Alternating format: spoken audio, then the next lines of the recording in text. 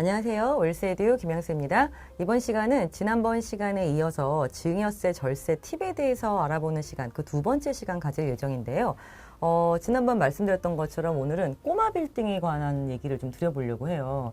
지난번에 세무사님께서 증여세를 아낄 수 있는 팁을 말씀을 주시면서 시가가 아닌 경우, 시가를 모르는 경우는 보충적 평가 방법을 통해서 상속이나 증여세를 평가를 한다, 재산가치를 평가한다 말씀을 주셨는데, 그때 이제 뭐 주택은 뭐 주택, 공동주택 공시지가라든지 아니면 오피스텔은 기준시가 이렇게 보충적 평가 방법이 있었잖아요. 네. 사실 꼬마 빌딩도 있을 거라고 생각했는데 요즘에는 다들 감정평가를 받아서 상속증여세 재산평가를 한다라는 얘기는 이제 거의 일반적으로 다 알고 계시는 것 같아요. 자, 그러면 도대체 어떻게 감정평가를 해서 꼬마 빌딩을 지금 재산평가를 할까? 좀 그런 구체적인 얘기를 오늘 좀 설명해 주시면 좋을 것 같습니다.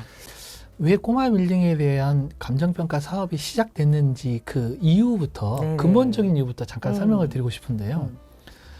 공시가격 현실화율이라는 게 있어요. 네. 예를 들면 기준시가라는 거는 시가가 없을 때 네. 보충적 평가 방법으로 우리가 평가하는 금액으로 지금 쓰고 있는데요. 네. 이 공시가격 현실화율이 너무 낮으면 시가와 차이가 있기 때문에 네. 일반적으로 사람들이 시가 대신에 기준시가로 낮은 가격으로 평가를 받아서 증여나 상속을 하고 싶어 합니다. 맞습니다. 그런데 이 꼬마 빌딩은 네. 우리가 주택에 대비해서 네. 공시가격 현실화율이 굉장히 낮아요. 아, 주택보다 낮습니까? 기준시가 현실화율이 네. 굉장히 낮아요. 그렇구나. 일반적으로 네. 우리가 아파트를 한 70% 정도로 보고 그렇죠. 있는데요. 상업용 건물은 네. 한 40~50% 정도 된다고 우리가 아니, 보여집니다. 아파트보다 상업용 건물이 훨씬 비싼데 너무 낮게 이거 평가되는 거 아닙니까? 그렇죠. 네. 그래서 이거는 아는 분들만 아는 비밀이었던 거죠. 그렇죠. 그래서 예를 들면 조금 숫자를 크게 부풀려 볼게요. 네네. 한 100억 정도에 지금 거래할 수 있는 빌딩인데요. 네네. 이거를 만약 기준시가로 평가를 한다. 네. 공시가격 현실화율이 40%다 그러면 40억으로 그렇죠. 네. 40억으로 평가하게 네. 되기 때문에 증여세 계산은 100억으로 하는 게 아니라 40억으로 하는 거죠. 그렇네요. 그래서 과세관청 입장에서 봤을 때는 세수가 많이 세고 있다라고 그쵸. 생각하고 있는 거죠. 그래서 이거에 대한 부분을 검토를 한 이후에 네. 2019년도에 법을 만드는 거예요. 시행령에 네네. 이 법을 집어넣는데 네네. 어떻게 만들었냐면은 우리가 알고 있기에 시가라는 거는 평가 기준, 즉 증여로부터 전 6개월, 그 다음에 후 3개월 그쵸? 이렇게 해서 그 사이에 시가가 없다면 우리가 보충적 평가 네. 방법으로 지금 쓴다 이렇게 네. 알고 있었는데요. 네. 과세관청에서는 어떤 조항을 새로 만들었냐면은 법정 결정 기간이라는 용어가 있어요. 어렵다. 어렵죠. 이건 이렇게 보시면 됩니다.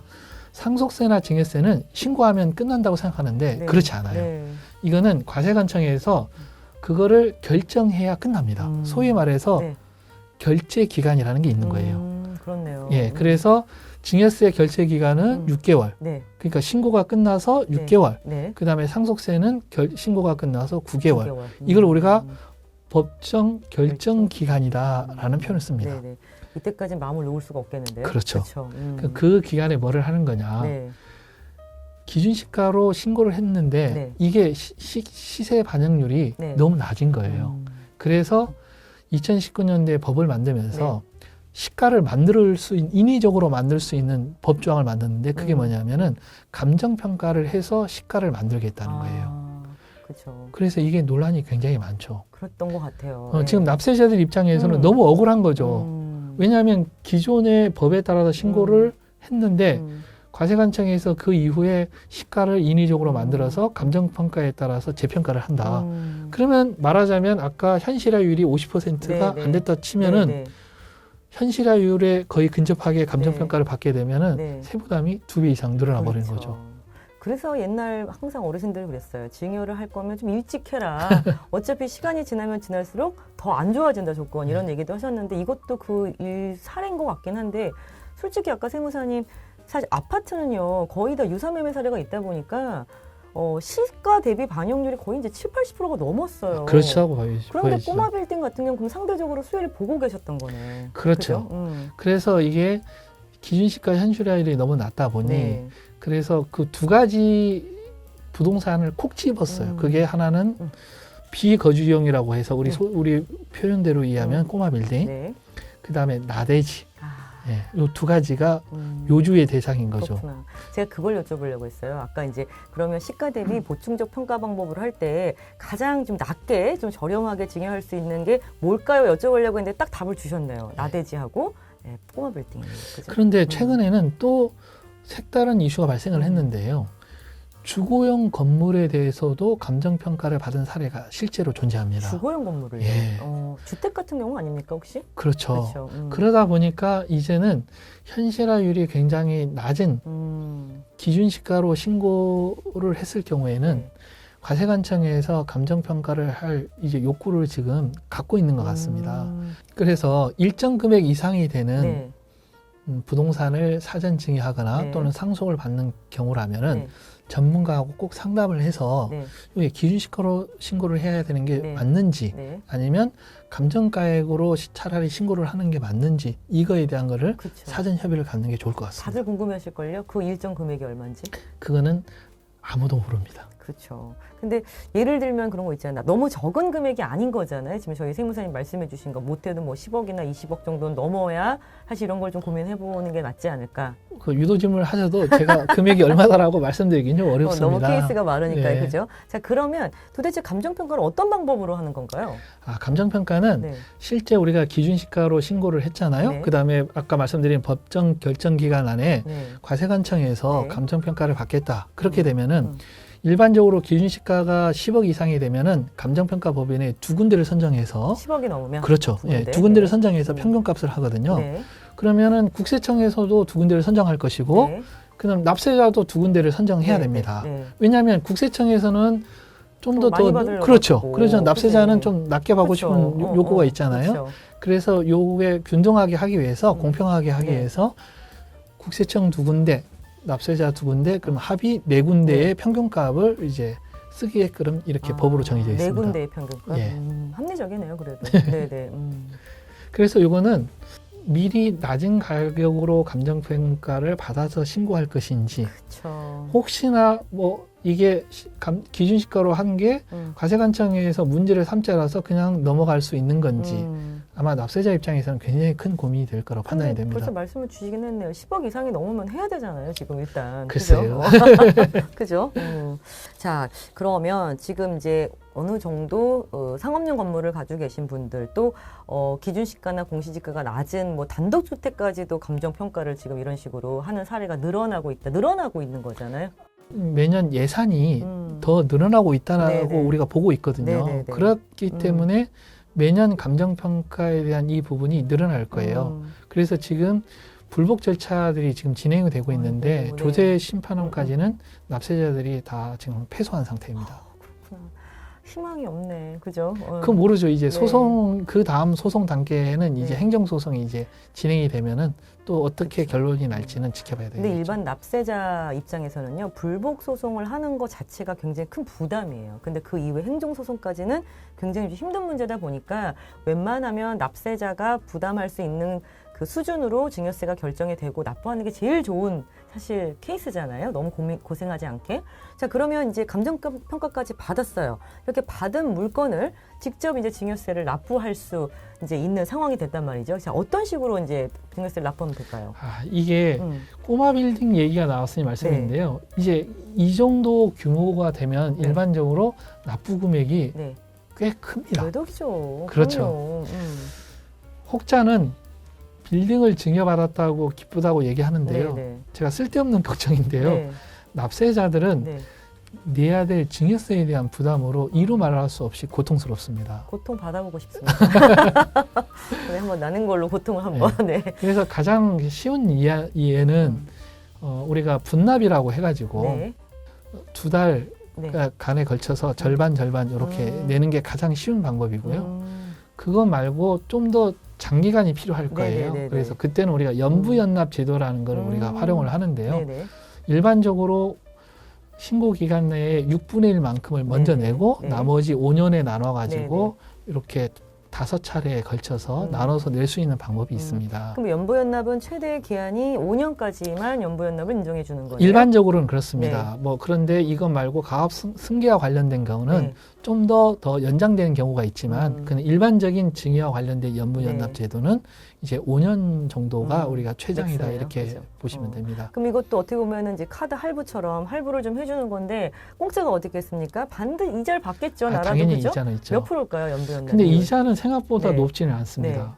2.9%인데 높아 2.9%? 보입니까? 괜찮은데요? 아, 네, 네. 근데 이것도 높아진 거예요. 작년까지는 이제 네네. 1.2%였는데 네네.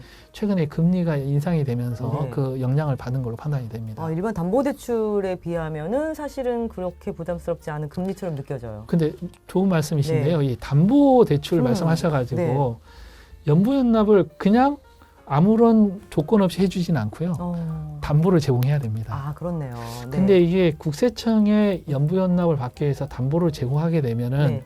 혹 이거를 매매를 염두에 둔다 그러면 굉장히 불편할 수 있습니다. 왜 네네. 매수자가 네. 국세청에 담보된 물건이기 때문에 네네. 이 매수에 대한 부담을 아무래도 그러니까 연부연납하는 5년 동안은 매매를 좀 하기 어렵고 불편하다, 못한다라고 생각하는 게 좀 편할 수도 있겠네요. 그죠? 그렇죠. 네. 그렇다면 연부연납도 이렇게 이제 할 수 있는데 만약에 이건 혹시 뭐 내가 증여세를 못 냈다거나 아니면 좀 늦게 냈다거나 연체 만약에 이런 경우 같은 경우는 혹시 가산금이라든지 이런 것도 메리트가 있습니까? 당연히 있죠. 있겠죠. 당연히 있죠. 그렇죠, 그렇죠. 납부 불성실 가산세라고 아이고, 해가지고 당연히 그렇죠. 있는 것이고요. 혹시 부모가 너무 마음이 아파서 네. 자녀를 대신해서 네. 증여세를 대신 내줘 그런 경우가 버리면 많아요. 이거 네. 안 되는 경우가 그렇죠. 됩니다. 그렇죠. 이것은 또 네. 다른 문제를 야기합니다. 네. 왜냐하면은 증여세는 납세 의무자가 네. 증여자가 아니라 네. 증여 재산을 받은 수중자가 받은 됩니다. 사람이 세금을 내야 된다. 그렇죠. 그죠? 네, 물론 거주자에 한해서 지금 얘기하는 거긴 네. 한데요. 네. 일반적으로 우리가 다 이 이야기할 때 국내를 이야기하는 건데요. 그렇게 되면은 수중자가 내야 될 세금을 증여자가 대신 내버리게 되면 어떻게 되느냐? 네. 그 대신 내준 세금까지 재차 증여가 돼버립니다. 그렇네요. 네. 그렇게 되면 이게 부담이 굉장히 그렇죠, 커져요. 그렇죠. 예제 하나를 잠깐 네. 제가 보여드릴 텐데요. 5억 정도에 해당되는 금액을 청년인 자녀한테 증여할 때 내야 될 납부세액이 대략 한 7,700만 원 정도 됩니다. 네네. 그런데 이 7,700만 원을 부모가 대신 만약 내줘버린다. 음. 그러면 요 금액이 다시 증여재산가액에 업해지는 거예요. 그렇게 되면은 네. 자동 계산하기는 쉽지 않고요. 일반적으로 제가 한번 엑셀을 돌려서 계산해 보니 네. 그렇게 됐을 때 5억 9,900만 원, 네. 즉 6억 가까이가 아이고. 증여재산가액이 네. 돼버리는 네. 거죠. 그러니까 5억을 증여를 했는데 증여세를 부모가 대신해 줘버리면 5억 증여가 아니라 거의 6억 증여가 돼버리는 거죠. 그렇죠. 결론적으로 말씀드리면 최근에는 취득세도 만만치 않잖아요. 네. 그러니까 취득세 낼 돈, 증여세 낼 돈이 없으면 그것까지 다 고려가 된 증여 플랜이 이루어져야 된다라는 그렇죠. 것을 말씀드리고 싶습니다. 납부까지 모두 고려한 증여 플랜이 이루어져야 된다 말씀을 주셨고요. 네. 요즘 늘어나고 있는 증여 추세를 보시면요. 굉장히 트렌드가 딱 보이는 것 중에 하나가 뭐냐면 세무사님 아시겠지만 세대 생략, 그러니까 건너뛰는 거예요. 아들은 이미 잘 살아. 근데 보니까 손자가 너무 예뻐요. 손녀랑. 그래서 할머니, 할아버지께서 손자, 손녀에게 증여해 주는 경우가 그렇게 많이 늘었더라고요. 맞습니다. 그런 경우에는 저희가 또 뭘 조심해야 될까요? 저도 최근에 이게 세대를 건너뛴 우리가 증여라고 하는데요. 그 부분에 대해서 저는 긍정적으로 보고 있어요. 왜 그렇게 긍정적으로 보고 있느냐 하면은 이 세대를 건너뛴 증여가 자산 가치가 있어 보이는, 즉 미래의 가치 잠재력이 있는 것들을 한 세대를 건너뛰는 경우가 많거든요. 네네네. 그럴 경우에는 본인의 자녀를 거쳐서 다시 손자, 손녀한테 갈 때 또다시 한번 부의 이전 비용을 우리가 부담하는 것을 네. 없애는 거기 때문에 그렇죠. 상식적으로 봤을 때 부의 이전 비용이 2번 낼 거를 한 번만 내는 거죠. 그렇죠. 그럼 과세관청 입장에서는 너무 유리하기 때문에 이걸 가만히 놔두진 않겠죠. 그렇죠. 그래서 페널티 개념으로 할증과세라고 해서 30% 또는 네. 40%를 할증과세합니다. 근데 또는이라고 말씀하셨는데 언제 40%가 할증과세 되는 거예요? 40%는 네. 이제 그 수중자가 네. 미성년자일 경우 네네네. 그 증여 금액이 20억을 넘게 되면은 네. 이제 할증과세가 40%가 되는 거니까 네. 일반적으로 그 미성년자가 아니거나 네. 또는 증여재산가액이 20억을 넘지 않으면 네. 할증과세는 30%다 이렇게 네. 알고 있으시면 좋을 것 네. 같습니다. 그러면 미성년자이면서 증여재산 넘겨주는 금액이 20억이 넘게 되면 할증과세세율이 40%. 금수저에 해당하는 그죠? 40% 세율이네요. 제가 이게 그 페널티라는 부정적인 용어를 써가지고 네. 혹시 할증과세에 대한 부정적인 이미지를 가지시면 안 되는 네, 게 네.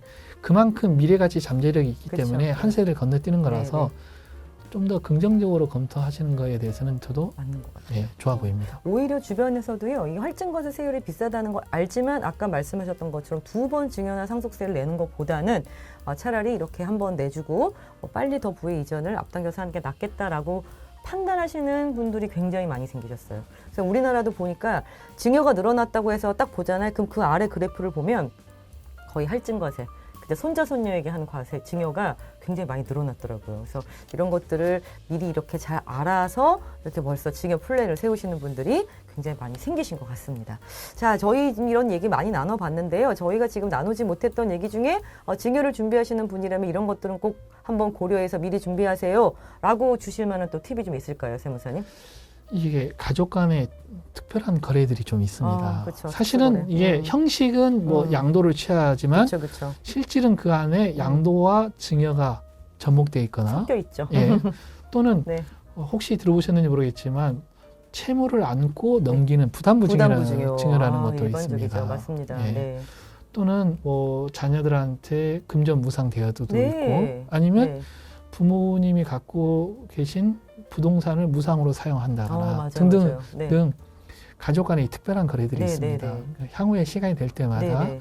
하나씩 주제를 뽑아가지고 네. 같이 이야기를 나눠보면 좋을 것 같습니다. 너무 좋을 것 같습니다. 그렇지 않아도요, 가족 간의 거래는 이거 지금 어떻게 준비를 해야 될지, 이거 나는 진짜 정말 엄마 아빠한테 빌린 건데, 이거 정말 어떻게 준비를 못하면 증여로 사실 과세를 당하는 경우도 있을 수 있는데, 되게 거래가 많은 것 같아요. 그래서 지금 말씀하셨던 것처럼 오늘은 좀 일반적인 개요를 좀 말씀을 드렸다면 저희가 다음 시간에는 지금 현장에서 이루어지고 있는 이런 가족 간의 특수거래라든지 부담부증여 이런 사례를 가지고 다시 한번 좀 심도 있게 증여에 관해서 말씀 나눠보는 순간 저희가 만들어 볼게요. 자, 오늘 준비한 내용은 여기까지고요. 저희는 다음 시간에 다시 한번 인사드리겠습니다. 감사합니다.